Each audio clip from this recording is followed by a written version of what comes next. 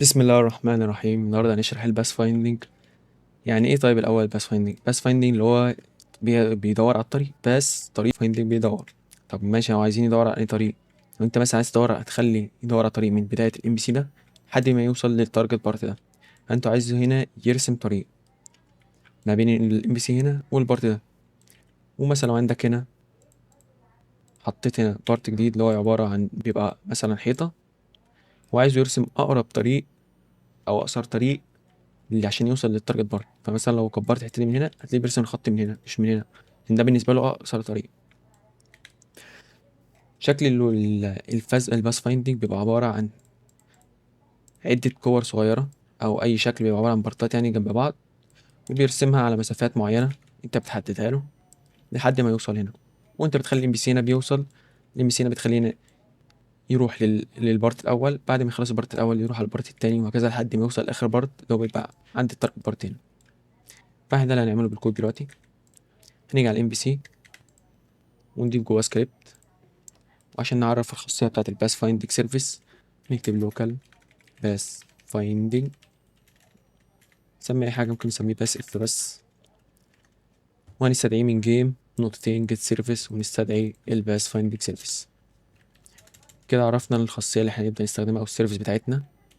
فنكتب هنا لوكال باس اللي هو الطريق، نبدأ بقى نستخدم الطريق بتساوي باس اللي هي السيرفيس بتاعتنا، وكرييت باس نقطتين كرييت باس.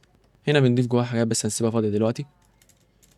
هنيجي هنا نكتب لوكال success وايرور بتساوي بيكول فانكشن بس كومبيوت اسync. هنبدأ نشرح دلوقتي ايه هو بقى الكمبيوت اسync. هنا عندنا كومبيوت يعني بيحسب، وبيحسب اسync. يعني ايه بقى اسync دي؟ عندنا في الفانكشن نوعين، او في دوال كتير بتبقى عباره عن نوعين، اللي هي الاسync. اسync بتبقى عباره لو انت مثلا طلعت هنا برنت، لو عندك اي حاجه قبل الفانكشن اللي هي هنا تعتبر عندنا الاسync. انا بس بشرح فبكتب اي كلام هنا عشان نفهم. لو كتبت هنا ستارت، فانا الاسync ده بيعمل لها طريق لوحده عشان تشتغل في مكان لوحدها، وبيطبع عند انت. يعني مش لازم تستنى الحاجه اللي هو الفانكشن هي تخلص عشان تقدر تطبع انت، لا هو بيشتغل لوحده وبيكمل الكود عادي. وعندنا نوع تاني اللي هو اسمه sync، اللي هو لازم لو طبعت هنا ستارت لازم يخلص الحاجه اللي جوه الداله هنا دي عشان يقدر يطبع انت. ده بس مفهوم بسيط ما بينهم، عشان هو اكبر من كده طبعا، بس بنشرح بس اللي يقدر يفيدنا في الكود. ويعني هنا ايه يعني ايه بقى بيكول؟ هنا بيكول هنا بياخد منها فانكشن دي لو اشتغلت وطلعت فعلا حاجه، يعني الفانكشن بتاعتنا اشتغلت وطلعت قيمه فبيحط لك قيمه جوه سكسس واشتغل. لو في حاجه باظت جوه الكود هنا بيطلع لك في خانه الايرور. دي فايدتها بس لحد دلوقتي، بيطلع لك اتنين وبيتحقق ان هو خلص،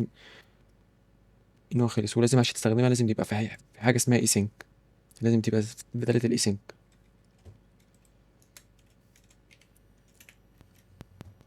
وجوه الكمبيوت اي سينك لو جيت شفنا الداله بتاخد من ايه، بتاخد منها الستارت والفينش. بدايه بتاخد منها البدايه بالفيكتور 3 والنهايه بالفيكتور 3. عندنا البدايه هنا اللي هي بتبقى عباره عن الام بي سي، والنهايه بتاعته اللي هي هنا بتبقى التارجت بار. وعندنا جوه اي ام بي سي او اي شخصيه يبقى عندنا حاجه اسمها الهيومانيود روت بارت. دي بتبقى متخصصه على بتبقى عباره عن النقطه الاساسيه بتاعت الام بي سي او اي شخصيه. ولازم نجيب البوزيشن بتاعها عشان هي بتبقى الروت بتاع الشخصيه الاصل بتاعها. فلازم تجيب بوزيشن من الروت، ما ينفعش من اي بارت تاني، وينفع بس الافضل يعني اللي هو الروت. فنيجي هنا نكتب، نعرف الروت ام بي سي والروت. هنكتب لوكال ام بي سي بيساوي سكريبت دوت بيرنت. اللي هو سكريبت عندنا هنا بنجيب البيرنت بتاعه اللي هو يبقى الام بي سي. لوكال الروت يساوي ام بي سي دوت هيومانيد روت بار. هنيجي نقول له يبدأ يرسم خط من عند بداية الروت دوت بوزيشن عشان ياخد مننا الستارت بفيكتور 3. ونعرف التارجت بارت بتاعنا، هنكتب لوكال تارجت، مش لازم بارت، هو التارجت دوت بوزيشن. لو الفانكشن اللي جوه دي نجحت وعمل لنا فعلا خط ورسمنا الخط، فتبقى السكس عندنا هنا جواه قيمة، يبقى السكس عندنا هنا تبقى بترو، يبقى جواه قيمة. ولو ما رسمش خط هيطبع لنا الايرور اللي هو ما يقدرش او ما لقاش خط. فهنكتب له عشان نوضح اكتر، نو بس فاضي، نو ملقاش خط. وعشان نأكد برضو، عشان ممكن السكسس هنا تبقى بترو، هو فعلا ما رسمش خط، عشان نأكد يعني نكتب انت يتحقق من دي ويتحقق برضو من دي عشان يقدر يخش جوه الاف هنا. هنكتب باس دوت ستاتوس بتساوي انم دوت باس فايندينج ستاتوس دوت سكسس. لو الباس اللي هو عبارة عندنا ان هو الخط حالته ترو، حالته ستاتوس بترو، يعني هو فعلا لقى خط، رسم خط، بتساوي عندنا هنا انم، يعني هنا باختصار بسيط لو عندنا لو لقى خط بترو هيخش هنا جوه الفانكشن دي، جوه الاف دي. وعايزينه هنا، خلينا نكتب ونبدأ بقى نكتب الكود، نكتب فور way point in pass get. ليه عملنا هنا روب جوه الجيت واي بوينتس اللي هو الخط، بس هنا عندنا بيبقى عبارة عن خط اللي هو بيترسم حوالين هنا لهنا، فليه عملنا هنا لوب؟ زي ما قلت ان هنا الخط بيبقى عبارة عن عدة كور لحد ما توصل للبارت، وعدة الكور دي بتبقى جوه تيبل، فاحنا بنعمل لوب عشان نخلي البارت يمشي يتحرك لهنا، اول ما يوصل هنا يقوم ماشي اللي بعديها وهكذا. فعايزينه نعمل فيجوالايز او يقدر عشان نقدر نشوف الطريق. فالفيجوالايز هتعمل لنا ايه؟ هنجيب مثلا بارت هنا، مش لازم دايرة، بس هي الدايرة بتبقى افضل يعني بيبقى شكلها احلى، وهنخليه يبدأ يعمل كور لحد ما يوصل للهدف. فده اللي احنا هنعمله دلوقتي بالكود. فنيجي هنا خليه يعمل بارت جديد، نسميه لوكال فيجوال او اي حاجة، فيجوال لود بوزيشن هنساوي الواي بوينت دوت بوزيشن. ما تخافش هنفهم ليه جبنا هنا البوزيشن من واي بوينت، هنخليه يطبع البرنت واي بوينت عشان نقدر نشوف اللي جواها. ونعمل بس الاول البارت بتاع الفيجوال. فلو جينا هنا مش هنخش جوه اللعبة، لو جينا نشغل سكريبت هتلاقي اللي هو رسم لنا بارتس لحد ما وصل للهدف ذات نفسه. ولو جيت هنا شفنا في الواي بوينت هتلاقيه بيطبع لك البوزيشن اللي هو المكان زي ما احنا شايفين كده، هتلاقيه طبع لك البوزيشن بيبقى عبارة، لو جيت هنا كده شفت اول واحدة البوزيشن بتاعها ايه، هتلاقيه نفس البوزيشن اللي موجود هنا. وبيقول لك الحالة اللي هو المفروض يعملها، يعني عندنا البارت الام بي سي هنا المفروض يمشي لحد البوزيشن ده، فانا بيقول لك الحالة اللي المفروض يعملها الام بي سي، بيقول له المفروض يمشي. والبلاستيك اللي هو لو جيت هنا عند الحتة اللي هو في البارت اللي واقفة عليها الام بي سي اللي هي دي، وتشوف الماتيريال بتاعتها هتلاقي هنا بلاستيك، دي هنستخدمها لو انت عندك هنا منطقة مثلا هنا بلاستيك وهنا ايس، فانت عايزه يمشي على الايس ومش على البلاستيك، دي هنستخدمها بس مش دلوقتي. فهنيجي هنا كده خلصنا شفنا جوه الواي بوينت، هنخلي بس شكل الفيجوال هنا داير عشان متبقاش مربعات. عايزينه بقى يبدأ يتحرك، عشان نبدأ يتحرك لازم تستخدم من جوه الام بي سي عندك حاجة اسمها الهيومانويد، دي اللي مسؤولة عن حركة اللاعب. وعندنا جوه الهيومانويد هنا الانيميتور اللي مسؤول عن الانيميشن، فهنا يعتبر الهيومانويد مسؤول عن كل حاجة التحرك او النط اللي في اللعب. فنيجي هنا نعرفها بفاريبل، نكتب لوكال هيومانويد تساوي ام بي سي دوت هيومانويد، نكتب هيومانويد نقطتين موف تو. هنا بتقول له اتحرك ليه المكان اللي جوه القوسين، ياخد منك اللوكيشن عبارة عن فيكتور 3، مش لازم نهتم بالبارتي دلوقتي. هندخله البوزيشن بتاعنا اللي هو الواي بوينت دوت بوزيشن، وجينا شغلنا هتلاقيه اتحرك لحد هنا. انا عايزه دلوقتي ما يبداش يرسم الخط ده غير لما يوصل للمنطقه الاولى هنا، يعني مش عايزين يوصل هنا بعد كده يبدا يرسم الخط اللي بعده. فنيجي هنا humanoid دوت موف تو فينيش، هنا بتقول له استنى لحد ما الموف تو تخلص ويعمل لي ويت عندها، هنا بيخليه يستنى لحد ما الموف تو تخلص. لو جينا بدأنا تلاقيه ما بيرسمش الخط غير لما بيروح للمكان اللي قبله. نبدأ بقى نجيب أول حاجة، نحط أول بس هنا زي سور هنا بسيط، نحط مثلا دي كده،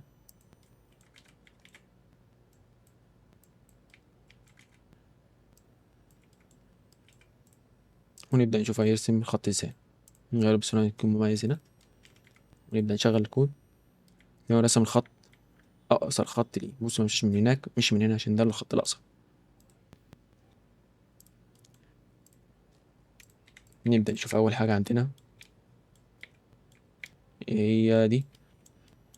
لو كنت حطيت البارت هنا جواها، ونبدأ نشوف هيقول لنا ايه. هتلاقيه جه وقف عندي هنا كده، وقف ليه؟ عشان نفهمها دي هنيجي هنا ونخليه يطبع لنا الوي بوينت عشان نشوف الحالة بتاعته.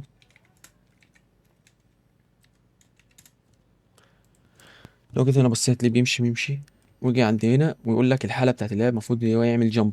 يعني هو هنا بيقول لك لو هي الطول مناسب ويقدر ينط عليه، يقدر ينط منه، هيقول لك ان المفروض تعمل للام بي سي ده يعمل له جامب.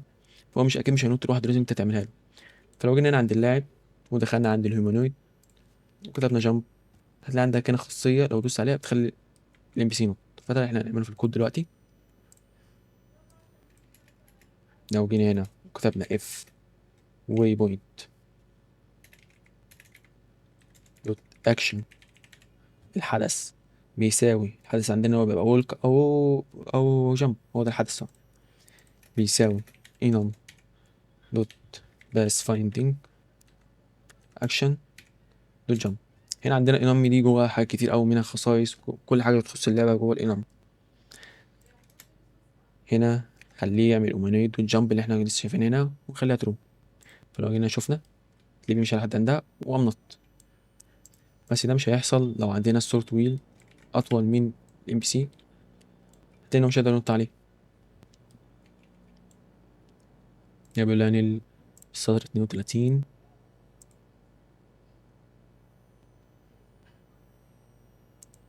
ماشي، خليه يطبعها سطر كيلو.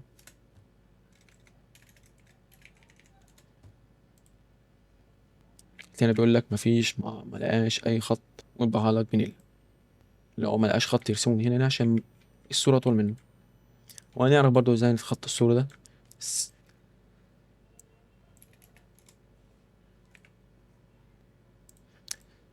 ماشي كده خلصنا الاتنين دول. نبدأ بقى نتعرف على الخصائص اللي عندنا جوه الكريت باس. عشان نبدأ نعرف الخصائص هنكتب قوسين بتوع التيبل، ونشوف أول حاجة عندنا agent can jump. دي حاجة بتساوي انت بتخلي الام بي سي يقدر ينط او لا. لو خليت دي فولس، ولو جينا عند المثال هنا زي ما كنا عارفين انه بيقدر ينط، لو خليتها هنا فولس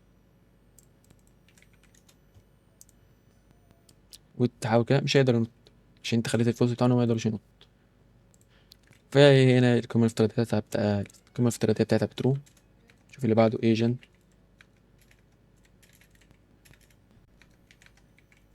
radius. القيمة الافتراضية بتبقى باتنين. عشان نفهمها نجيب الأول زي ما كنا عاملين هنا. لو جيت تشوف الخط بتاعه هتلاقي الخط بتاعه بيمشي بخط قصير. بص مفيش مسافة بينه. احنا عايزين نخلي المسافة من هنا وهنا تكبر. هنا الايجنت راديوس اللي هو عرض بتاع الايجنت اللي عندنا، هو اللي بيبقى الام بي سي، بنكتب العرض بتاعه عشان يقدر يبقى يمشي في خط طول. لو جيت هنا خليتها 4، فتلاقي إن الخط كبر. نسيت أحط تي مؤاخذة. جيت تشوفها دلوقتي تلاقيه رسم خط عبارة عن مسافة كبيرة عشان هو خلينا ب16. تأكد بس إن الحروف هنا صح، عشان لو صح مش هتظبط معاك. agent radius. ونشوف اللي بعده agent height بتساوي القيمة الافتراضية بتاعتها بتبقى 7. عشان نفهمها عندنا دي كده وحطينا البارتينة جواها، هتلاقيه قدر يتحرك تحتيها. agent height اللي هو طول الام بي سي، لو طوله كبير فمش هيقدر يعدي من الحاجز ده، هو يعتبره ان هو مش هيقدر يعدي. فلو جينا كبرنا هنا، خلينا اي رقم كبير 100 مثلا، هتلاقيه ما يقدرش يعدي عشان هو يعتبر هنا طوله 100. 100 كده لحد فوق، فمش هيقدر يعدي من تحت التاني. فنخلي القيمة الافتراضية بتاعتها زي ما هي 7. خلي دي 2. الواي بوينت سبيسنج القيمة الافتراضية بتاعتها بتبقى ب4.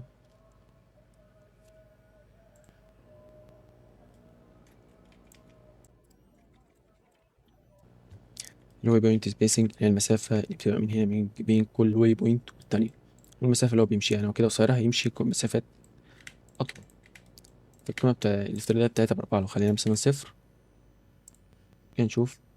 لو بص زي ما احنا شايفين بقى بيمشي كده، المسافة بين الكور ما بينهم بقت 0. خليها 4 زي ما كان كده. خلصت دي ماشي.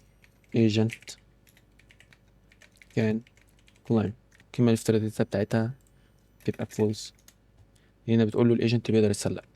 يعني ايه بقى؟ لو جينا حطينا مثلا بارت هنا كده، خلينا التارجت بارت دي فوقها، مش هيقدر يطلع عليها عشان ما يقدرش يتسلق. فعشان نقدر ممكن نجيب اي سلم هنا مثلا تراس، حطينا هنا مش هيقدر يطلع عليها برضه عشان حاطينها فولس. لو خلينا بترو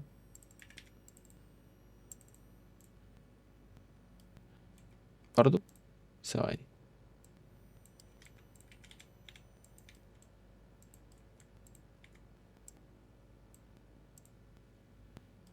هتلاقيه بقى انه يبدأ يتسلق عليها.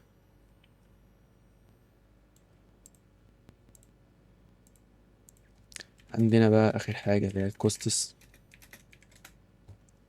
اعتبرها زي كارتة وحاجة بتدفع عشان تقدر تعدي. فعشان نفهمها نيجي كده نجيب اللي بعده اللي هي دي، نحط البارت هنا، نبدأ نشوف بقى. عندنا هنا البارت عشان يقدر يوصل له عنده طريقين، اما يمشي على الطريق الاخضر او الطريق الاحمر. احنا لو جينا شفنا هنا هتلاقيه بيمشي اللي هو اقصر اتجاه اللي هو الطريق الاحمر. فاحنا مش عايزين كده، عايزين نمشي على الاخضر بس. فلو جينا شفنا الماتيريال بتاع الاحمر هنا هتلاقي الماتيريال بتاعته بايس، فاحنا عايزين يمشي على الايس، يمشي على البلاستيك وما يقدرش يمشي على الايس. فنيجي نعرف هنا الايس تساوي، نحط رقم كبير عشان ما يقدرش يمشي عليه. يعني هنا كوستس التكلفة اللي يقدر يمشي على الايس هتبقى عالية، مش هيمشي عليه. الله اكبر. كان عندي شوية مشاكل بس النهاية بتاعي هنا كانت قصيرة لدرجة ان هو اصلا ما يقدرش يشوفها. فلو جينا شغلنا هنا تاني انا كلاون خالص. عندنا مشاكل هنا بس في الايس، فنخليه هنا بدل الايس هنخليها وود او خشب. اه كنت كاتب الايس بالاي، عادي عادي خليها وود وخلاص. الراجل هنا هتلاقيه ماشي على البلاستيك بسبب المسافة اللي، لو جيت هنا شفت هتلاقي المسافة من هنا وهنا قصيرة. فدي هنا فايدة الايجنت ريديوس. لو جينا كبرنا هنا نخليها 7 مثلا، تلاقيه ساب مسافة كبيرة وهو جه من هنا عشان ما يقدرش يمشي. يعني لو مثلا البورد ده بيموت ما تقدرش تخليه ان هو يقدر يلبسه. وعندنا برضو موديفاير بتاع الباس فايندنج، يعني مش لازم تحدد بالماتيريال، ممكن تخلي الماتيريال اقل اي حاجة وتحدد هنا باس فايندنج موديفاير. دي بتعمل نفس خاصية الماتيريال، ونسميه هنا مثلا آه ممكن نسميها دينجر زون، أي اسم عادي. ونفس الحوار لو جيت هنا خليتها 100 فمش هيقدر يمشي عليها برضه. ولو جينا بدلناها حطيناها جوه التاني اللي هو لونه أخضر دي، ليه بدأ يمشي على الأحمر مش الأخضر. كده اتعلمنا برضو الباس فايندنج موديفاير.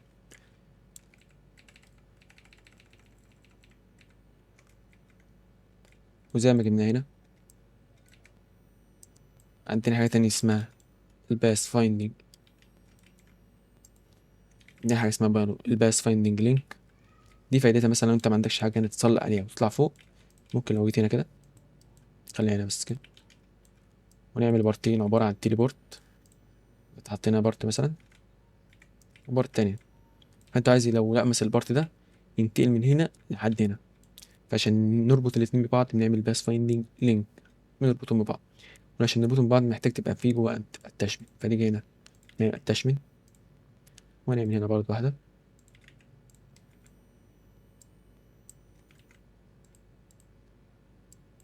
ونربطهم ببعض.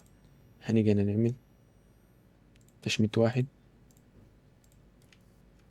وتخليه دايركشن، يعني ينتقل من هنا لهناك. وهتلاقي زي ما انت شايف كده هتلاقيه بدأ يطبع لك الاتنين، يطبع لك ان في لينك ما بينهم او اتصال. لو جيت هنا نطبع الواي بوينت عشان نشوف هيعمل ايه. هتلاقي ان هو جه هنا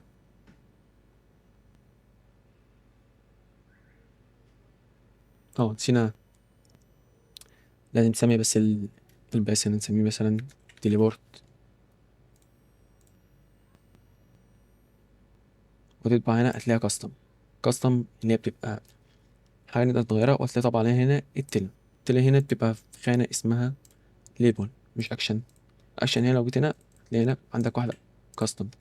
انا بتكلم من دي او ممكن تحددها، يعني لو جيت هنا اف واي بوينت دوت، ناخد السطر ده كوبي لهنا، خلي دي كاستم واف واي بوينت دوت ليبل تساوي تل. الليبل دي اللي هي بتبقى في المكان اللي بتبقى هنا. هنعمل ايه بقى؟ هنعمل ام بي سي، او مش لازم، ممكن نخليها روت زي ما عملنا ريمونيد موف تو،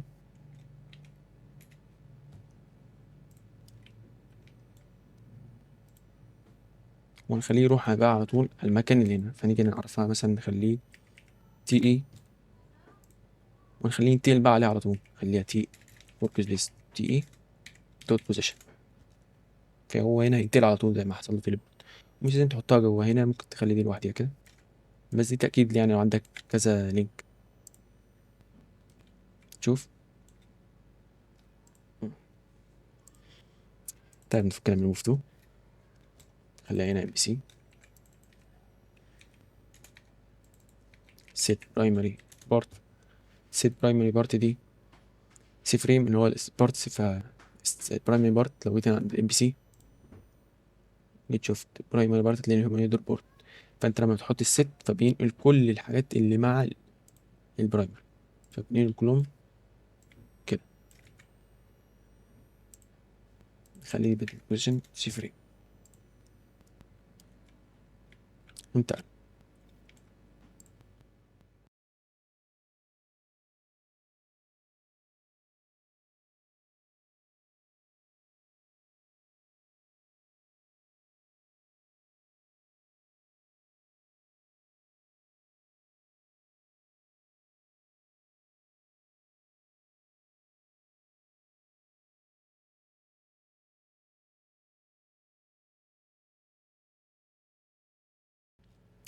كده خلصنا الباس فايندينج لينك برضو، فنشيلها من هنا.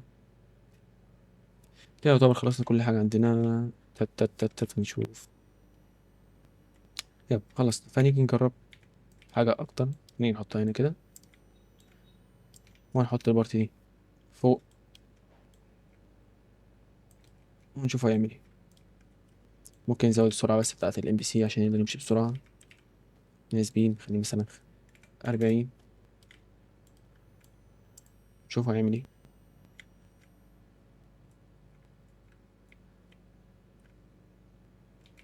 وهتلاقيه وصل عندنا. ممكن تستخدمها في انت تعمل ام بي سي ويلحق اللعب او يضربه. كده نكون خلصنا الباس فايندينج. لقيت الصراحة ان في ديتول بزيادة عن اللزوم، فمش هقدر ان انا الحق اعمل ام بي سي كامل فيه، بس ان شاء الله ممكن نعمله بعدين. بس كده نكون خلصنا. السلام عليكم.